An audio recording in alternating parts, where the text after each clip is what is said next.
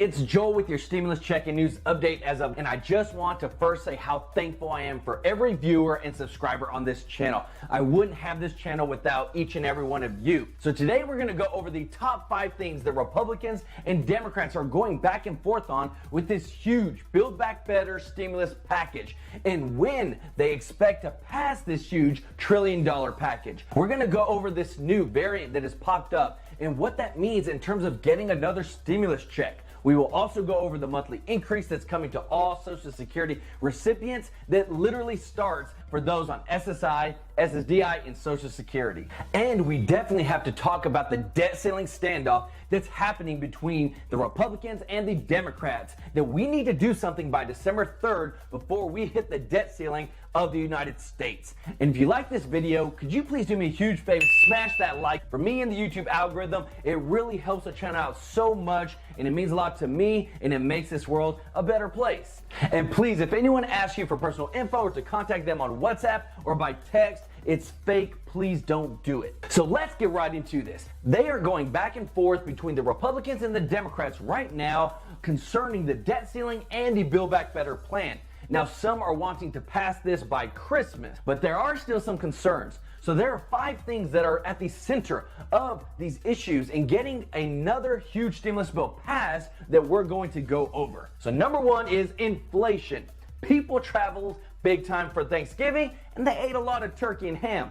And the prices were higher big time for both of those, and people have really been feeling it. According to October's Consumer Price Index, they recorded a 6.2% year-over-year increase, which was basically the largest jump in 30 years. There was a recent survey from Navigator Research that found that 92% of voters are concerned that inflation will climb in the next coming month. And in an NBC News poll, they found that Republicans hold a 24-point edge over Democrats on which party better handles inflation. So right now, Republicans are targeting Biden over this as well as the Democrats. But according to a recent ABC News/Washington Post poll, Biden's poll numbers are dropping, with 55% of Americans disapproving of his handling of the economy and 50% blaming Biden directly for inflation. So right now, to help out with gas, Biden has released 50 million barrels from the U.S. Strategic Oil Reserve, which sounds great. It is great in a sense, but Americans use 8.05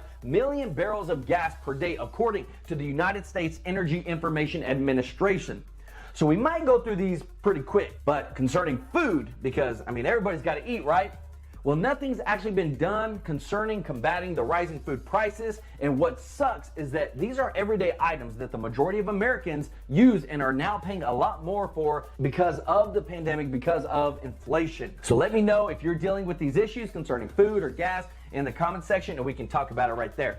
But number 2 is the SALT tax. It's the state and local tax deduction. So the House passed the bill that raised the $10,000 cap on the state and local tax deduction to $80,000 beginning in tax year of 2021 and extended over 9 years. Bernie Sanders said that the provision amounts to a tax break for wealthy Americans, calling it wrong. And he wasn't the only one to be opposed to it. Senator John Tester said he'd just as soon have it out since I think it gives tax breaks to the wrong people, rich people. Meanwhile, Senator Bob Menendez said he has a proposal that would aim to give the tax break to the middle-class families. Compromise will be key on this and the rest of the bill, as the measure will need to have the backing of every Democrat to be able to pass. But his proposal would remove the SALT cap limit for those making $400,000 or less. So it definitely would be a tax cut for the rich as is. And with Menendez's proposal, it would be actually a tax cut more for the middle class, which I'm for. The middle class needs to be taken care of in a big way because it's the majority of people within the United States. Number 3, immigration. Now, the Senate parliamentarian has already ruled out that you cannot include amnesty for illegal immigrants in the reconciliation bill. So they're trying to do is include millions of dollars to help get more help to give more illegal immigrants citizenship and to streamline the process. So they want to build a better immigration program to help them get citizenship. Number 4 is paid family and medical leave. So the House Democrats already have approved for 4 weeks of paid family and medical leave, but that's as far as that idea probably is going to go because there's one person standing in the way, Joe Manchin.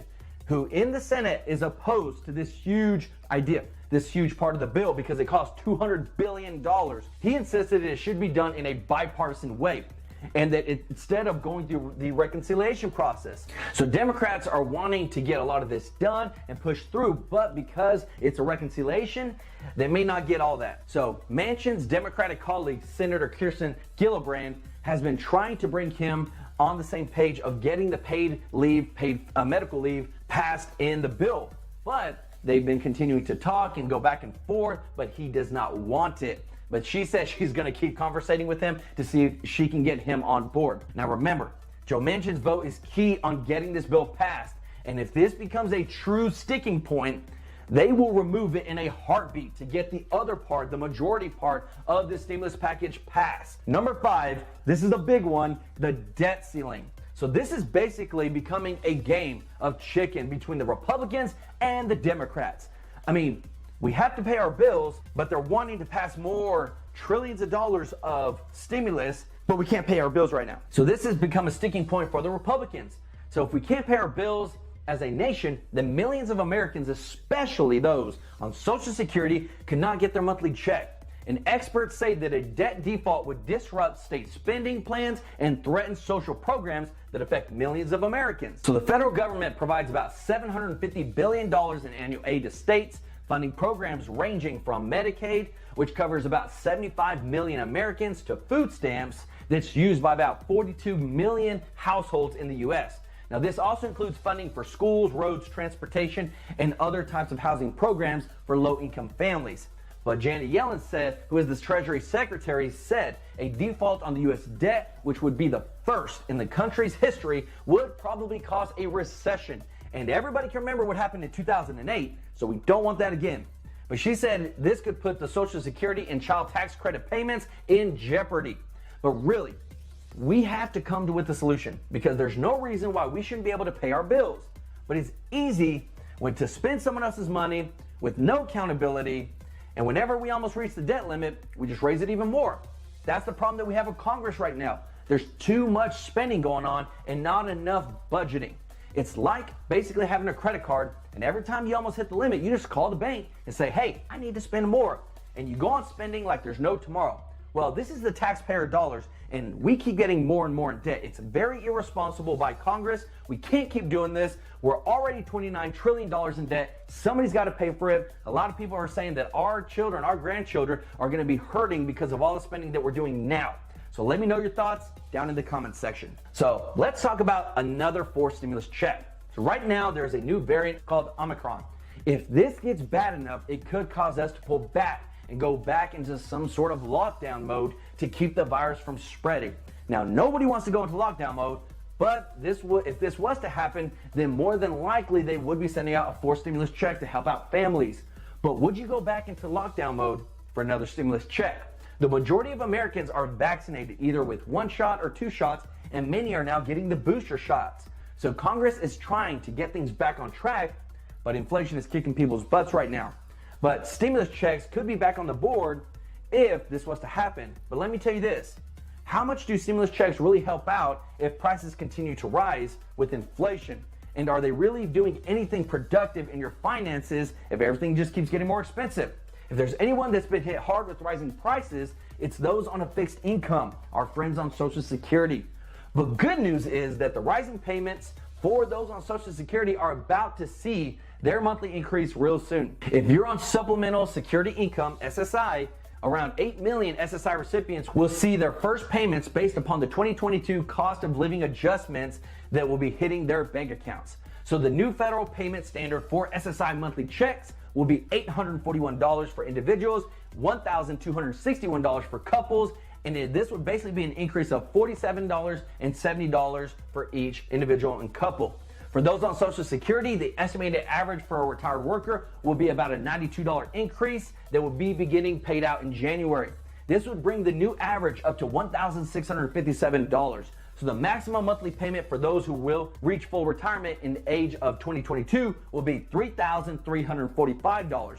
So more than 64 million Social Security beneficiaries will see their higher payments starting in January based upon this new payment schedule, which I'm super glad but because they need more money to combat these rising costs. Now, there is still the Social Security 2100 Act that is still being worked on that would increase the benefits and monthly payouts to Social Security recipients big time.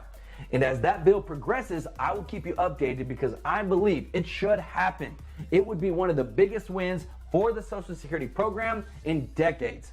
So let me know your thoughts about all that in the comment section. We can talk about it from there. But remember, this is an investing channel about life, news, personal growth, finances, health, and all. And if you want to grow your finances, use my links down in the description, get you 2 free stocks with Webull or 2 free stocks with Robinhood worth up to hundreds and hundreds of dollars, and start letting your money work for you. But this is free to start, and this gets you to start building your wealth and let your money grow for you. It's free. Let me know which free stocks you get in the comment section, but I have to tell you that it takes time to build wealth, but the best time to start is now. So please, don't hesitate. Don't try to hold off. If you can put some money back, start investing and seeing your money grow. But please don't forget to subscribe, like this video, and hit that notification bell to stay up to date on all stimulus and economic news that affects you, and learn how to build some wealth and hear the real news.